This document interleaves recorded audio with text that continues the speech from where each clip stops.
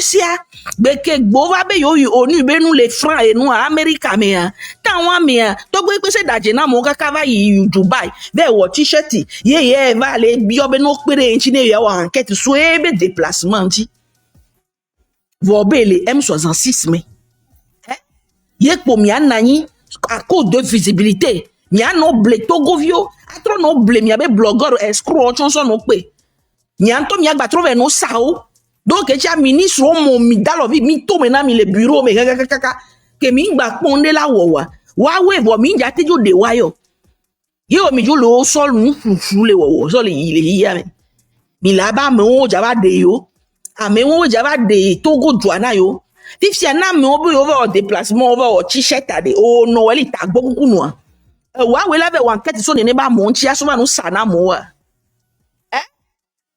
bon to po be le wo luté won on to po be nyanu ye va les conseiller et c'est ni kutabu ronde ye va le yo mo bo no va aider ni a wan ket so to gbo ipe se be déplacement à Dubai kudo ajeda da t-shirt to anti mi po be na ne mi ya shawo procédé to ho ye mi dokpo nu raté wa mi abe nu ko mi wona at ko mi poser na kudo nu ko mi gbona so mi abe nu noa de pe ndo na fiabilité de pe ke jimi la so kankan di so do fi akro mi ado lulu be mi level odo kudo mi wa constance de pe et nous de pe vertueux de pe mu le nu kokoro le gbon kudo at ko le poser à dodo de deux Oleg Mobé Togo c'est ko oglen wa kaka va y voir deuxième paragraphe amé au trouve les Mobé na Togo c'est un français Togo il est français il a travaillé pour l'armée on y avait mais on donne armée à ne be vele wo e be plomber ya so t-shirt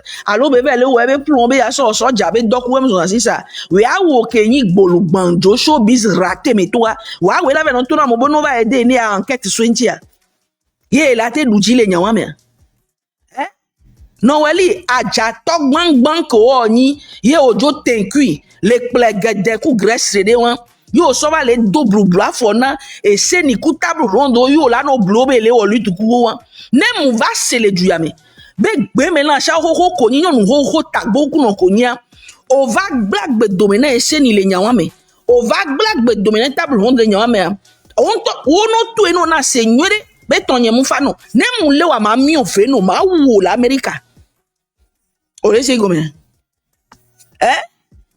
o mu le buroku ore non ho puri ko ni be le M66 me boa o mu le po togo vi ba gbe be na le agbe ke be nya yo la préserver yo le Christo to o be ni Christo to voni mythomane pathologique dépressif et donc o le lia ku do problème ko le do ku graisse ko le na me na wa o mu ve po egbo be ya woni ya nya gbe to développer o vale et nous maye wo le M66 me yo so to gbe bia so dasi na ebe enemi o ko moi même je suis en première ligne nyemu lo na ebe nyagbo ye escroc ke be nyanye lo be nyagbo voix azoni ke mi zona le mi abe M66 ame to so le fifi so le onu maye o to ne mu le po mi kaka npo bi wan to cha seku no ko nya on po le nya ebe yo on to aseku no yo ni parce que ce sont des illettrés hein.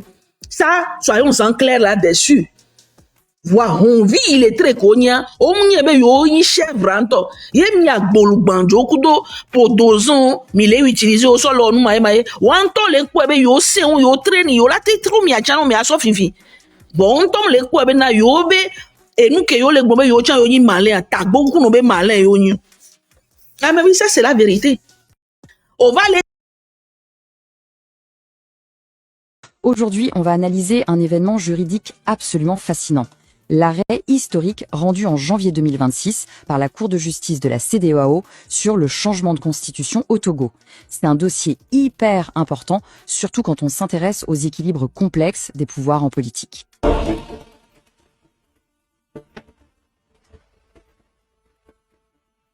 Le 29 janvier 2026, c'est une date qui vient vraiment de créer un point de rupture vertigineux dans l'histoire politique de l'Afrique de l'Ouest. Ah bah c'est clair, c'est un véritable séisme juridique. Ouais, parce que, en règle générale, on est d'accord que la constitution d'un État souverain, c'est perçu comme le sommet absolu de la pyramide. Tout à fait, c'est le texte intouchable par excellence. Exactement. C'est l'incarnation de la volonté nationale, quoi. Et pourtant, on a un tribunal régional basé à Abuja qui vient de regarder la toute nouvelle constitution de la République togolaise et qui a déclaré, noir sur blanc, qu'il s'agissait d'un changement inconstitutionnel de gouvernement. Ce qui est, je veux dire, c'est un concept fascinant sur le papier.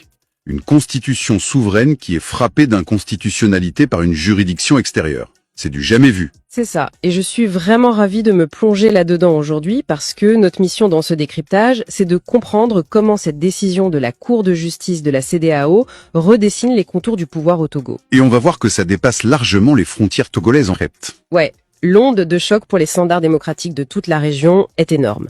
Bien sûr, face à un sujet politique qui suscite autant de passion, on va se limiter strictement aux faits, aux arguments de l'opposition et aux actions du gouvernement tels qu'ils sont décrits dans les documents de la Cour. On ne prend pas parti. Absolument, on reste sur l'analyse technique des sources.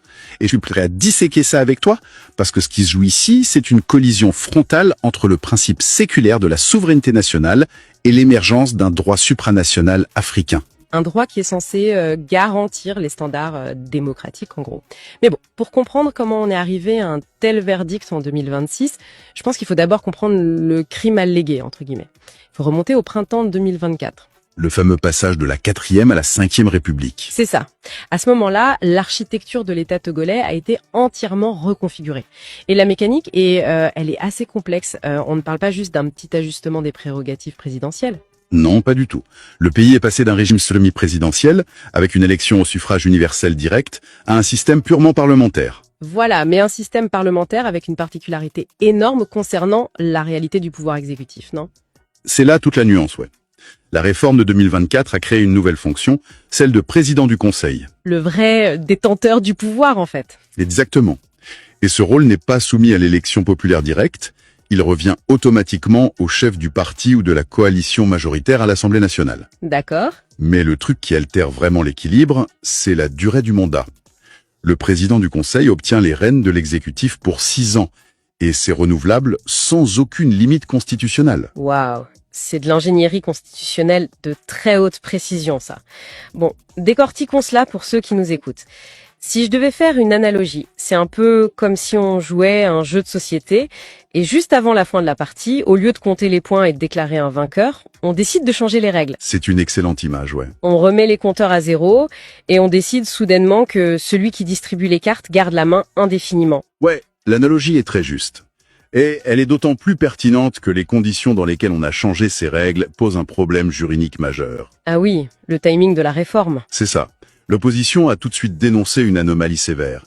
Cette nouvelle constitution a été votée fin mars et promulguée début mai 2024 par une Assemblée nationale dont le mandat légal avait expiré depuis le 31 décembre 2023. Attends, vraiment ? Donc un organe législatif qui techniquement n'avait plus la légitimité temporelle pour légiférer, a décidé de redessiner l'intégralité du socle démocratique du pays. C'est exactement le nœud du problème soulevé par les plaignants. Surtout que ça s'est accompagné d'un report des élections et d'une répression des manifestations pacifiques. Ce qui crée un verrouillage interne total. Du coup, face à ce verrouillage, quand les voies politiques nationales sont bloquées, l'opposition n'a pas eu d'autre choix que de se tourner vers la justice internationale, vers David contre Goliath en quelque sorte. Un front commun s'est organisé, ouais. Ce n'était pas juste quelques individus isolés. Non, en lisant les sources, on voit que c'est une coalition de 13 requérants qui a saisi la Cour le 18 avril 2024. Il y avait la société civile, comme la LDTH, Codi Togo, l'Asvito, et aussi 10 partis politiques d'opposition, dont l'ANC, la CDPA, les FDR. C'est massif comme contestation. C'est massif et très structuré. Mais ce qui est fascinant ici, c'est la réaction du gouvernement. Justement, j'allais y venir. C'est un fait stupéfiant. L'État togolais a purement et simplement ignoré la Cour d'Abuja. Zéro mémoire en défense, absence totale lors des audiences virtuelles de 2025, rien. Le silence radio complet. Alors, à ton avis, est-ce que c'est une stratégie de défense viable de la part de l'État, ou bien c'est un aveu de culpabilité silencieux? C'est un point de procédure extrêmement contre-intuitif. En droit international, le refus de l'État de participer, en fait, ça a forcé les juges à procéder à un jugement par défaut. Donc une victoire facile pour l'opposition? Eh bien non, pas du tout. En fait, ça complique paradoxalement la tâche des plaignants. L'absence de la défense n'est jamais un chèque en blanc. La Cour a dû redoubler de rigueur. Ah ouais, elle doit être irréprochable. Exactement. Sans la défense pour équilibrer, la Cour a dû analyser méticuleusement chaque preuve fournie par l'opposition en cherchant elle-même les éventuelles failles légales pour s'assurer que sa propre décision serait inattaquable. C'est fou, les juges deviennent un peu les avocats du diable malgré eux. C'est tout à fait ça. Et c'est pour ça que le verdict rendu début 2026 par la Cour, présidée par l'honorable Claudio Monteiro González, c'est pas juste une condamnation unilatérale et aveugle. Ils ont soufflé le chaud et le froid. Ouais, on le voit bien avec ce que tu pourrais appeler les verrous techniques du verdict. Avant même de juger le fond, la Cour a fait le grand ménage dans les plaintes. Oui, il y a eu des filtres d'irrecevabilité très stricts. Par exemple, l'As Vito et l'ADI ont été déclarées irrecevables, tout simplement parce qu'elles n'avaient pas de certificat d'enregistrement valide sous la main. La procédure, toujours la procédure. Et puis, la Cour a aussi rappelé un truc hyper technique. Les individus et les partis ne peuvent pas attaquer un État en se basant uniquement sur le protocole de la CEDEAO sur la bonne gouvernance. La Commission peut invoquer ce texte spécifique. Donc la Cour a rejeté pas mal d'arguments là-dessus. Mais c'est là que ça devient vraiment intéressant. Parce qu'une fois ces filtres passés, la Cour s'est appuyée sur un autre texte, la CADEJ, la Charte africaine de la démocratie. Et là, coup de tonnerre. Un coup de tonnerre juridique, oui. La Cour a estimé que modifier la Constitution avec un Parlement au mandat expiré à la veille d'élections, dans le but évident de contourner la limitation des mandats, eh bien c'est une violation directe de la CADEJ. Et ils ont lâché le mot. Ils ont qualifié ça de, je cite, changement inconstitutionnel de gouvernement. Ce qui est une qualification d'une gravité exceptionnelle pour un État en exercice. Mais attends, je veux relever une nuance majeure. Parce que pour le citoyen ordinaire qui lit l'arrêt, il y a une vraie friction logique. La Cour condamne l'architecture de la réforme, ok. Mais en même temps, elle affirme que le droit des citoyens de participer aux affaires publiques n'a pas été violé. Ouais, ça surprend beaucoup de monde. Mais oui, elle justifie ça par le fait que les élections législatives du 29 avril 2025 ont finalement eu lieu avec une forte participation. Comment on peut dire que la structure est illégale, un changement inconstitutionnel, mais que le vote qui en découle est valide? C'est super paradoxal. C'est vrai que ça ressemble à une contorsion. Mais en droit international, l'expert synthétise ce paradoxe en séparant le contenant du contenu. Le contenant et le contenu, d'accord. En gros, le contenant, la Constitution, est vicié et condamné. Mais l'acte citoyen, le contenu matériel du vote de 2025, reste reconnu. Tant que l'opposition ne prouvait pas qu'on avait empêché physiquement les gens d'aller voter, le droit de participer au sens strict n'était pas violé. Ok, je vois, c'est vraiment chirurgical. Mais alors, qu'est-ce que tout cela signifie sur le terrain? Parce qu'une fois que le marteau du juge est tombé à Abuja, que se passe-t-il concrètement à Lomé? La Cour ne peut pas envoyer la police pour annuler la Constitution? Non, bien sûr que non. La Cour n'a pas ordonné l'annulation rétroactive immédiate, ça se heurterait au principe de souveraineté interne. Son injonction est plutôt tournée vers l'avenir. Elle dit quoi en gros? Elle ordonne au Aujourd'hui, J'ai écouté Tokwevi Kwesi parler tout à l'heure, mais écouter des gens comme ça, qui je me suis dit, Tokwevi Kwesi, peut-être je vais te supplier, non, Mario Inbox, peut-être qu'il faut que tu refasses ton image, parce que cette histoire de béret là, fait que les Togolais ne savent pas qui tu es dans le cœur, ne savent pas quel combattant Dieu a mis en toi, ne savent pas quel intellectuel tu es, et ce que tu peux faire au Togo quand le Togo va changer. Un Français qui a fait l'armée française. Je crois que je vais te supplier un jour d'arrêter de traiter avec les bérets à côté et que tu fais, ma découpe non mia passion, non, je vais te trouver une autre passion. Parce que, quand moi je t'entends parler, mais ça c'est les vraies personnes qui sont vraies dans leur cœur, qui peuvent, dont le Togo a besoin demain. S'il vous plaît, je suis à genoux. Pasteur Omarson, tu vas refaire ce live-là, je vais t'aider. Nous allons les rappeler tous et nous allons revenir. Kodjovi Toga, s'il te plaît, tu es rentré dans cette lutte-là pour voir le Togo changer. Si tu vois le Togo changer et que tu as rancune avec Table Ronde et chef canton, Qu'est-ce que tu as fait de bon? La rancune ne peut pas nous emmener la solution. La vengeance ne peut rien nous apporter. Les règlements de compte font de notre pays ce qu'il est. Mes amis, mes frères, je vais chuter dans 2 minutes. Je vous en supplie. Et ça, c'est l'un des messages que je prêche sur ma page et dans mes directs. Le pardon. Le pardon.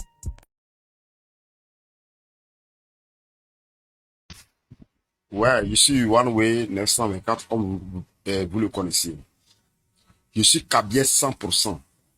Je suis de la préfecture de la Kosa. Si aujourd'hui, la préfecture de la Kosa fait le silence, ce n'est pas une faiblesse. Ce message, je m'adresse à Ingrid Awade. Je pense que tu es proche, très proche à Fon Yassimbe. Dis-lui la vérité.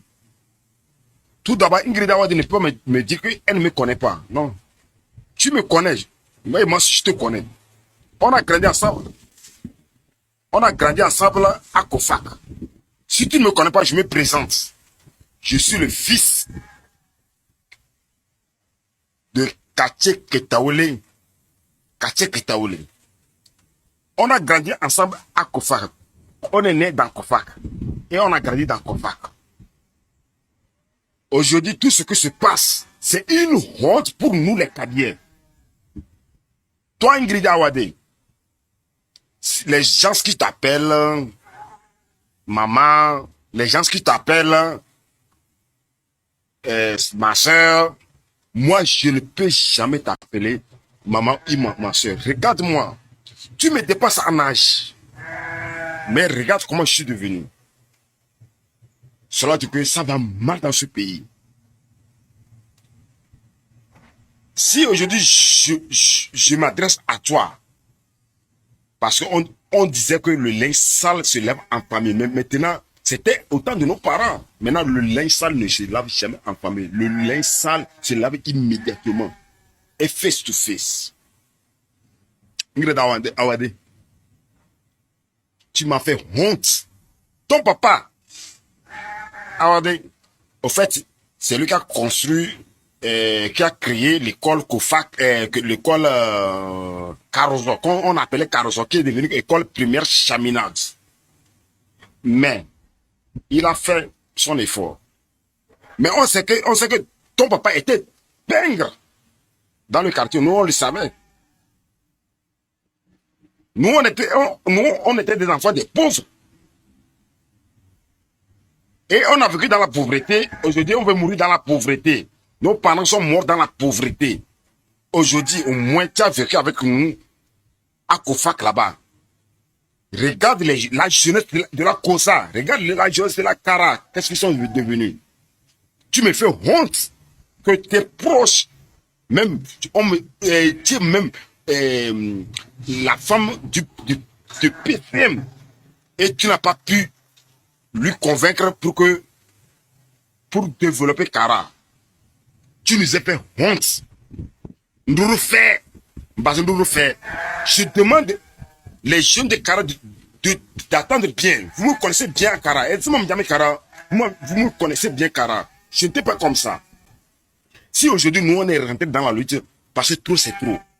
Tout ce qu'ils viennent vous rencontrer à Kara, ils nous rencontraient à Kara, c'était des mensonges, des gros mensonges. Aujourd'hui, nous, on est en face des faits.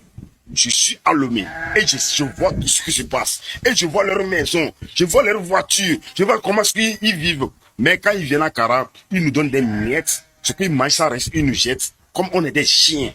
Nous, on a vécu à ça. Mais maintenant, la jeunesse d'avant n'est pas comme la jeunesse d'aujourd'hui. Nous, ils ont déjà fini notre carrière. Mais ils ne peuvent pas finir la carrière de nos enfants et la jeunesse qui est à Kara. C'est pour cela, aujourd'hui, tout le monde me demande à savoir pourquoi tu t'es engagé comme ça. Vous me connaissez bien. J'étais dans Unir. Et je suis dans Unir. Et aujourd'hui, si je suis contre Unir, c'est qu'il y a quelque chose qui se passe. Ce qui se passe, c'est que ils nous ont trop menti. Mes chers amis, le 30 août, je vous appelle de sortir massivement. Massivement à Kara. Vous barrez toutes les routes de Kara. Le rond-point de Kara. Barrez ça. le rond-point de Tomde, barrer ça. Et maintenant, ce qui va se passer, quand c'est passé. Ingrid, tu ne peux pas me dire qu'aujourd'hui, comme ça, qu'est-ce que tu as fait à Kara? Dis-moi concrètement. Aujourd'hui, est-ce que tu sais comment une femme souffre avant d'accoucher? Si tu le savais, je pense que tu devais être derrière la population. Si tu sais comment on souffre avant de donner le manger à nos enfants, aujourd'hui, tu devais être derrière la population. Parce que tu sais comment, tu as vu comment Dieu t'a maudit. Dieu même t'a maudit. Parce que tu n'as pas d'enfant. Si tu as d'enfant, tu dois savoir ce que je dis.